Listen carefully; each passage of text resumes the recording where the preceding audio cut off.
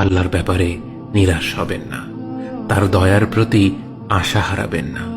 যখন কোনো বান্দার জন্য দুনিয়া সংকীর্ণ হয়ে আসে, বিশেষ করে যখন আপনাকে মানুষ পরিত্যাগ করে, এবং বিশেষ করে এমন কেউ যার উপর আপনি আস্থা রাখতেন কিন্তু সে আপনাকে নিরাশ করেছে, আপনি আল্লাহর পরে তার উপরই আশা রাখতেন অথচ সে আপনাকে লাঞ্ছিত করেছে, সেই সময় জেনে রাখবেন যে আল্লাহ চাচ্ছেন আপনি তার শরণাপন্ন হন।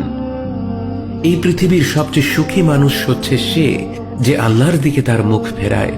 এই পৃথিবীর সবচেয়ে সুখী মানুষ সে যে আল্লাহর কাছে তার হৃদয় সমর্পণ করে। মনে রাখবেন যে আপনার একজন মালিক রয়েছেন যিনি আপনার প্রতি আপনার নিজের নফসের থেকেও দয়াবান, যিনি আপনাকে ভালোবাসেন এবং ভালোবাসেন যে আপনি তার কাছেই আশ্রয়ের জন্য ছুটে যান আর তাকেই আপনার দোয়ায় ডাকেন।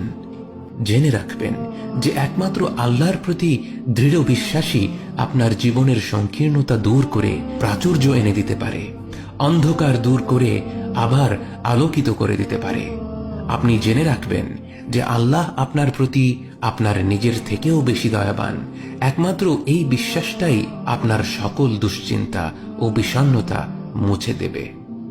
কে আছে এমন যে আল্লাহর দরজায় দাঁড়িয়েছে কিন্তু আল্লাহ তাকে তাড়িয়ে দিয়েছে?